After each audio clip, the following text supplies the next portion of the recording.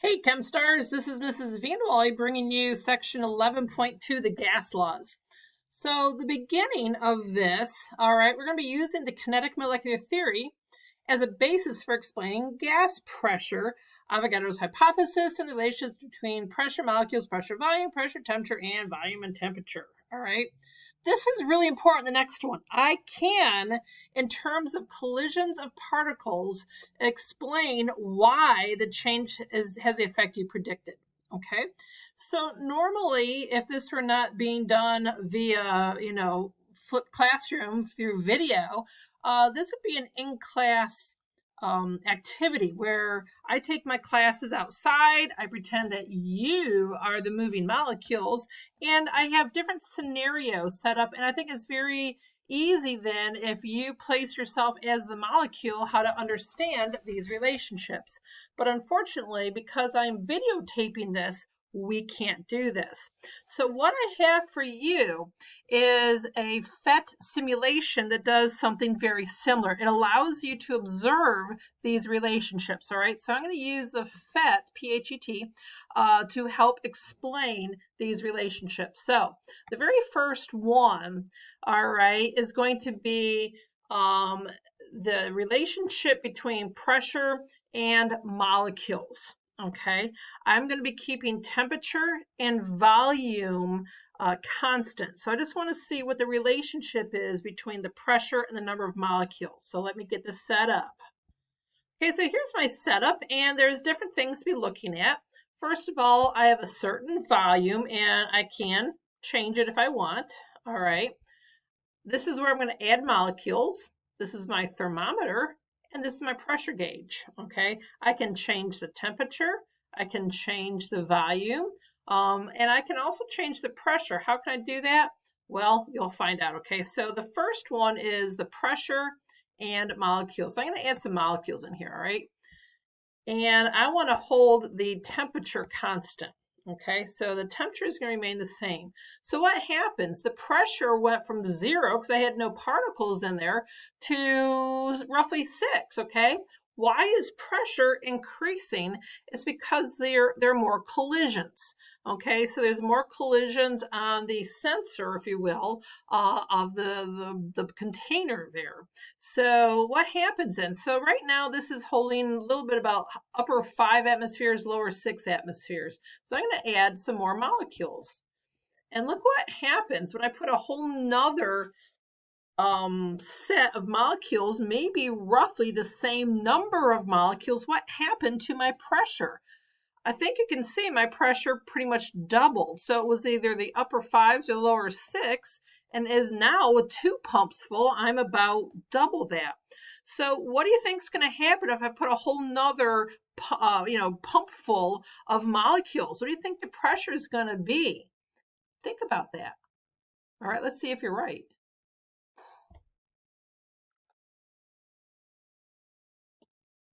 Okay, isn't that roughly 3 times as much as the other one? So when I had upper 5s, lower 6s, aren't I roughly 3 times that right now with 3 pumpfuls? I bet if I do it one more time, I'll be like in the 20-somethings. Let's see if I'm right. Come on, you do it. Boop. Oh, there I am. So what is really 6 times 4? It's roughly 24, and that's where I'm at right now. So if you notice, there is a relationship between the number of particles and the pressure. So let's just check this out. So what did you notice? As I put more molecules in there, what happened to the pressure? The pressure increased, all right? And I'm going to say this, that as pressure went up, or the number of molecules went up, pressure went up. Did you notice that?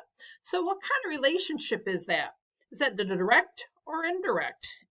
It is direct. If you get 2 arrows up, that's direct. And I want to show you something real quick. I want to show you a graph of direct. So if I want to take a graph of pressure versus, there it is, versus molecules, okay?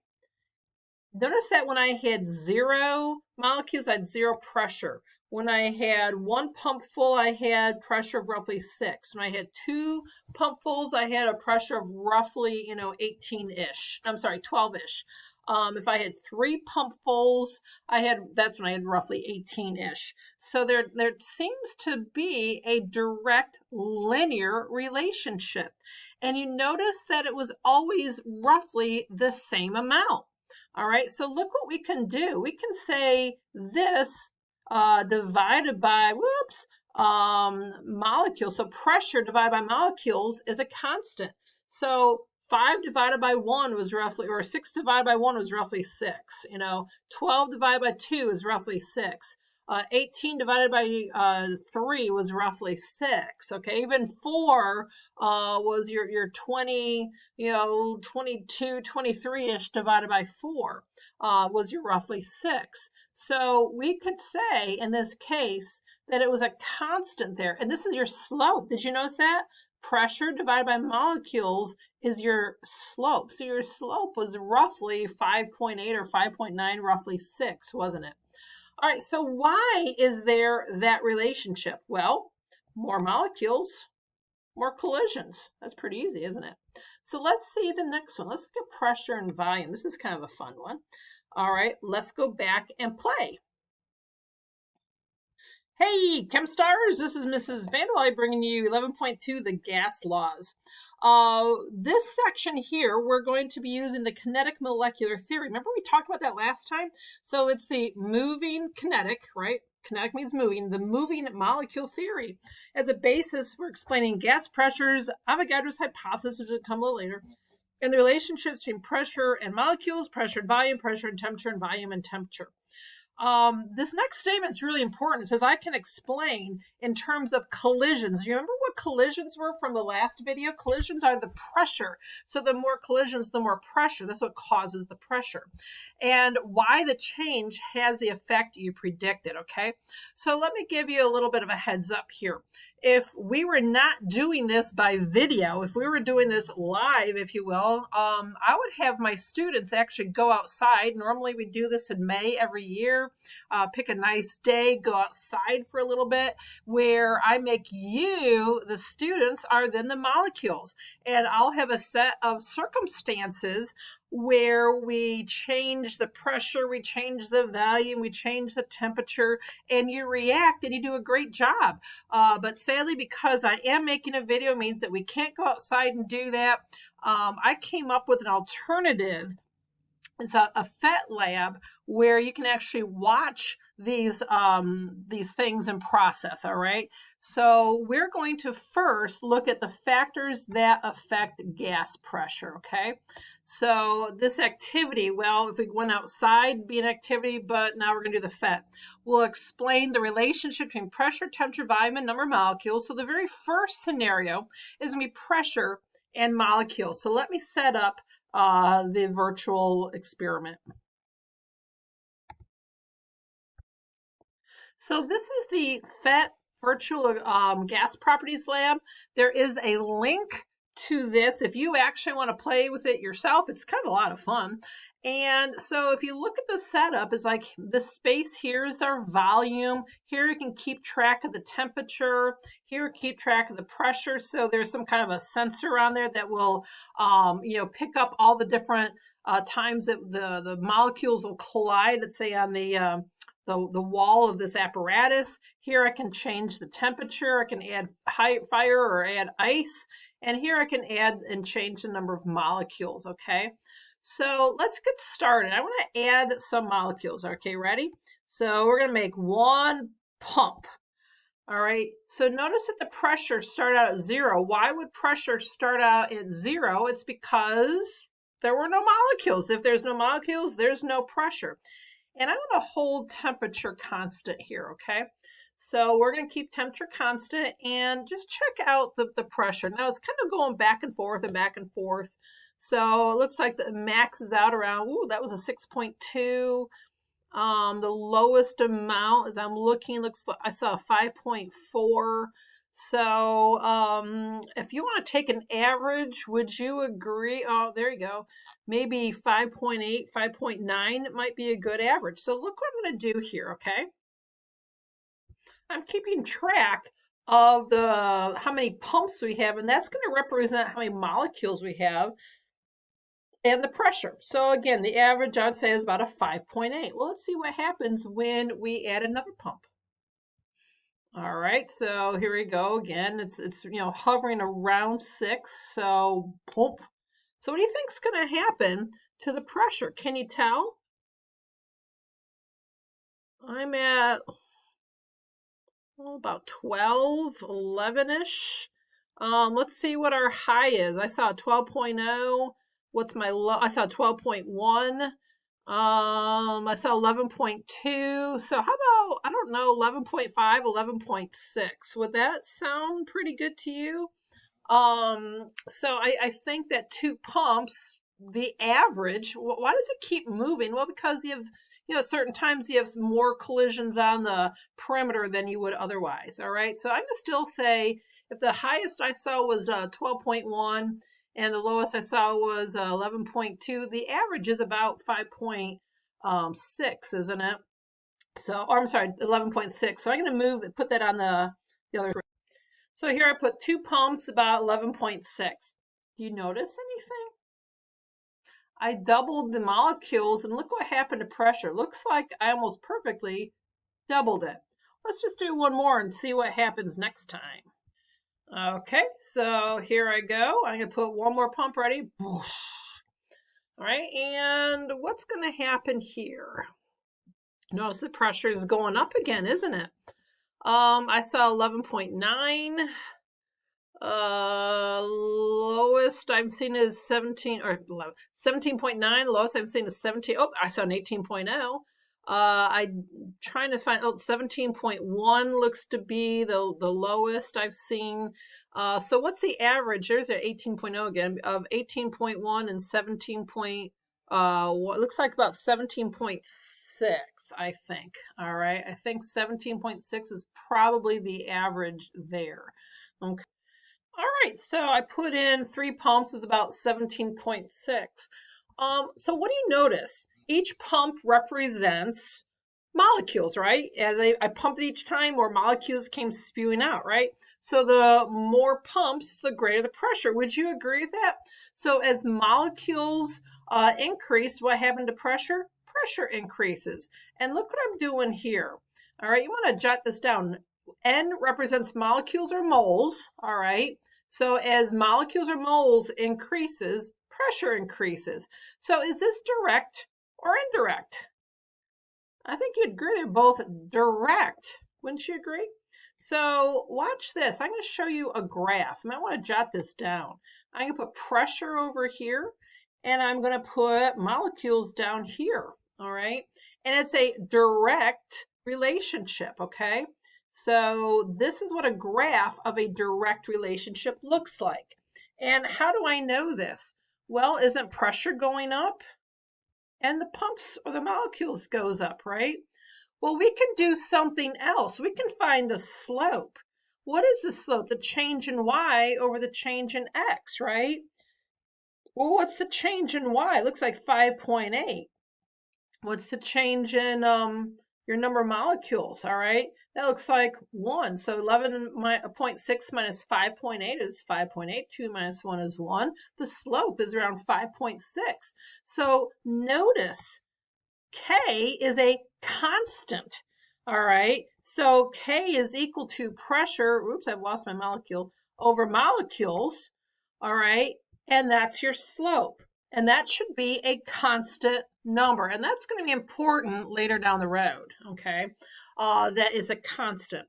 So if you have a direct relationship, you're going to divide, and you're going to get a constant, in this case, roughly 5.8. So why does this work? Why does that activity work? Well, talk again. What am I looking for? It says I want to explain in terms of collisions. All right, so what's happening here? When I increase the number of molecules, why did pressure increase? Well, if you have more molecules, you have more collisions. They're going to be bumping into the walls more often, aren't they? Okay, so let's look at pressure and volume, okay? So what's happening here? I'm going to go back to my FET and we're going to show you, okay? All right, so first thing I need to do is add some molecules, all right, because they're going to be the collisions. Actually, I'm going to put several molecules in here. All right, so that's kind of fun. And I want to hold temperature constant because what is it that I'm playing with? I'm playing with volume and I'm playing with pressure, okay? So I have a way to measure the width, okay? And so that's your 10 nanometers. So that could be really an indication of volume. So as my width increases, my volume will increase, okay? So what is my pressure at this place? It looks like it's like 17 point, I don't know what you would call it, 17 point, there's my 17.2. So once again, probably 17.6, all right? So watch what I'm gonna do here. So I'm making my volume 10 and my pressure is 17.6, okay? Let's go check out the next thing. So what do you think is going to happen if I make this bigger? All right, I'm going to move this out. Ready? All right, so now it's 15. What happened to pressure? Pressure went down, didn't it? So I saw 12.1, I seen 11.3 I saw. So what would be the average of a 12.1 and 11.3? Probably about 11.7-ish. I don't know. So notice my width is now 15. All right, let's check. So I put that in here. So my volume was 15. My pressure is at 11.6. Let's do one more. All right, let's squeeze it in. What do you think is going to happen to pressure? Woo! Look at that pressure. All right, it went way up, didn't it? So, all right, what do you think our rough pressure is? I saw 35.3. I see a 34.7. So maybe 35 might be a good average pressure. I'm just kind of like looking at the numbers and trying to come up with a good value, all right? But you notice all squeezed in, isn't it? So when volume went down, a lot more collisions, aren't there? A lot more, hitting against the wall. So as volume went down, what did pressure do? That's when I pulled it out the first time. Pressure went, the second time. When the volume went down, when I squeezed it in, what did pressure do? Pressure increased, right? So what can I say here? When volume went down, pressure went up. What kind of relationship is that? Direct or indirect? As one goes down, the other one goes up. It's definitely direct. So if this is my beginning, when volume went up, pressure went down. If I look at my first and third, when volume went down, pressure went up, didn't it? Okay, so I want to show you something. Here is my graph again. So here's pressure and here's volume. Now what? What did this graph look like? If I were to plot these points, what would it look like? It would look something like this. Okay, so maybe this is at 5 and 35. Maybe that's 10 and 17, and maybe this is 15 and 11. All right, so it's a curved graph, isn't it? Very important. And what do you notice? All right, maybe you could try this real quick. If you have a calculator, what's 10 times 17.6? 176. All right, so what is 15 times 11.6? That's about 174. What's 5 times 35? That's 175. So, given my quick estimates, and I didn't pre-plan that, I was just truly looking at the values. All right, you are right around the same number when you multiply these two together. Try it yourself. So what does that mean? That pressure times volume is a constant. All right, and that's a really important idea, isn't it? Okay, so hopefully you wrote all that down. So why did this happen? All right, well, I'm going to use the one about volume decreasing. Oops. So if volume decreased, the molecules have less space to move around. There's going to be more collisions. So if you have more collisions, you're going to have more pressure. So hopefully, again, we're talking about collision. That's the kinetic molecular theory, okay? Well, let's check out the next step. All right, we have pressure and temperature. All right, and I'm going to hold volume constant. Okay, so let's see what happens here. All right, here we go. I need to get some molecules. Let's put 3 pumps. Oh, no, sorry. We're changing that. All right, so we're going to change the pressure. All right, and I put 2 pumps in there. So 2 pumps will mean I have some pressure. And I'm going to hold volume constant. Okay. So instead of adding more molecules, all right, because that's how I can change the pressure, I want to change the temperature. Let's see what happens when you change the temperature. So my pressure, I have 2 pumps, and it's at 11 point, I don't know, 11.6 maybe. Let's do 11.6, and it's at 300 Kelvin. Okay, so let's go ahead and increase the Kelvin. All right, so it's about 400 now. What happened to pressure? Pressure went up, didn't it? So what do you want to call it? Like, I don't know, 15.8 maybe? I don't know. Sounds pretty good. So I went up to 405, and now the pressure is around 15.8. Let's write those down. So clearly, what do you notice? When the temperature went up, all right, what did pressure do? Pressure went up. All right, let's try some more. This is kind of fun. Okay, let's make it go even hotter again. Ready? Oh, wow, let's go even hotter than that. Come on, Mrs. Vandal, you can make it go even hotter. Let's make this really hot. What do you notice about the molecules when I'm really heating it up? Okay, what do you notice about the speed of the molecules as I heat it up? All right, I better stop there. I don't want to blow the thing off. So it's, wow, it's about 3,800 Kelvin, isn't it? Man, those molecules are zooming around. Look at that. So the faster they're going, what's happening? The pressure went way up. Do you just want to call it 148-ish? So let's go ahead and I'll put that down. All right, there you go. So I included that. Let's see one more thing. All right, I know you're thinking, let's blow the top. Let's see what happens. Whoa, no! I blew the lid, didn't I? And so I'm losing molecules, I'm losing pressure, didn't I? All right, but isn't that nuts? That's pretty funny. All right, so let's kind of start again. I thought that was kind of fun. Put 2 pumps in there. Again, it's at 300 Kelvin. And, again, I just said 11.6. But what can I do now? I don't have to heat it up. I want you to watch very closely what happens when I cool it down. I'm going to add some ice to it. Look particularly at the motion of the molecules. What's happening to these molecules? They're slowing way down, aren't they? So let's go here. So at 75 Kelvin, man, they're going slow. And look at my pressure. I'm going to just call it maybe like 3.0. Okay, man, they're really slow. So 75 and 3.0. So what can we say? As temperature goes, excuse me, as temperature goes up, see, look, it's going up. What's happening to pressure? It's going up, isn't it? So I'm going to write this. Whoopsies, hang on. There we go. As temperature goes up, pressure goes up. Okay. Is this direct or indirect? It's direct. All right. Notice the arrows are going up together. So once again, I want to show you my graph.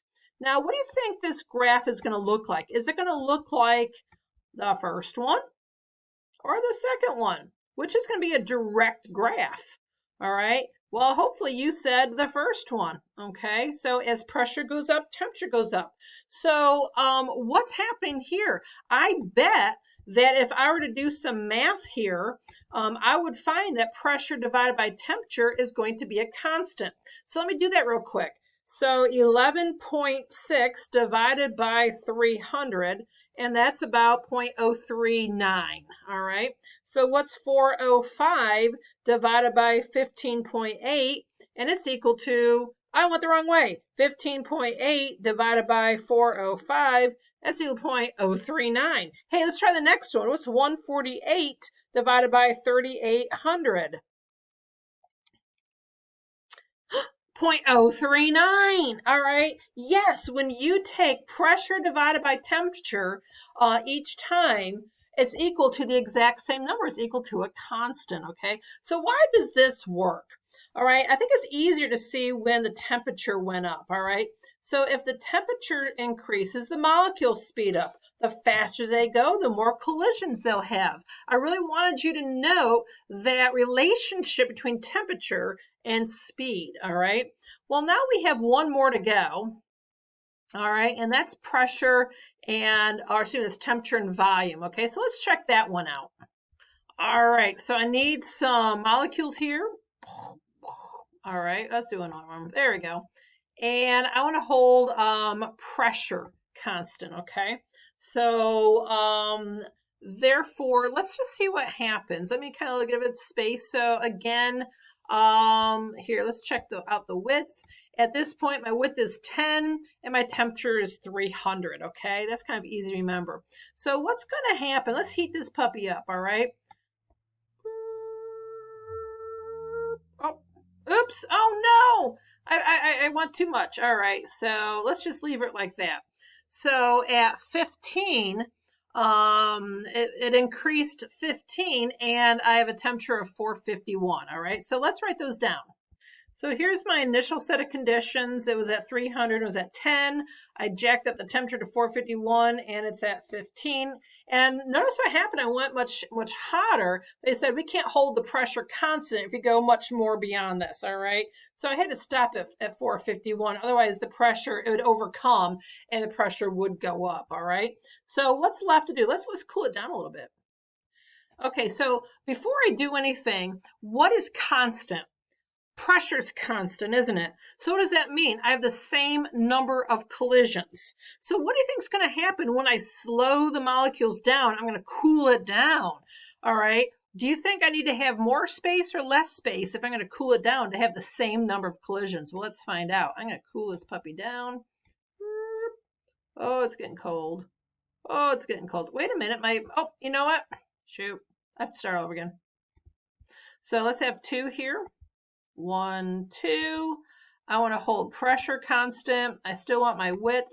Now what? Let's get it kind of started. It should be at 300 around, 10 nanometers again. My pressure is going to be constant, 11.7. All right, I'm going to cool it down. So once again, the molecules are going to be going slower when I cool it down. So how can I achieve the same number of collisions? Let's find out. Oh, look at that. I have the same number of collisions, don't I? Oh, let's go down a little bit more. That looks good. Oh, too small. All right. I'll just hold it there. So I had to, I cooled it down. So now the molecules are going much more slowly. So how did the system have to react to have the same number of collisions? I had to decrease the amount of space, didn't I? All right. So let's go back. All right, so let's check this out. As temperature goes up, which it did, what happened to volume? It went up, right? So I can do this. As T goes up, V goes up, right? So is this direct or indirect? It is direct. So what does this graph look like? All right, well, here is volume, and here is temperature. Notice temperature is always on my x-axis, and that's a reason. And if it's direct, hopefully it still looks like the other graphs, doesn't it? All right, now what? What do we notice? If you have a calculator, what is 10 divided by 300? Let's do that. 10 divided by 300. I don't even need a calculator for that. It's 0.03333. What's 15 divided by 451? Guess what it is, folks? Shouldn't shock you. 0.03329 or 25, whatever. It's really 0.033, isn't it? All right, what's 5 divided by 150, it is 0.03333. So why am I showing you this? Because once again, if I take the slope of the line, I get a constant. All right. So if I took volume divided by temperature, I got the same number each time, didn't I? And so if it's direct, you're going to divide. Keep that in mind. All right. That is going to be so important for the next videos. All right. If I divide, I'm sorry, if it's direct, I will divide to get my constant. Okay. And then why does this whole thing work? Well, let me show you. All right. Actually, I'm going to scroll it down a little bit. All right. If the temperature, the temperature goes up, the molecules speed up. If they go faster, all right, then the more collisions they'll have. But wait a minute, it says that pressure is constant. So volume will have to get bigger to maintain a constant number of collisions, all right? So that is the kinetic molecular theory. I know this kind of went a little bit long. I apologize for that, but there's a lot of really good stuff going on here.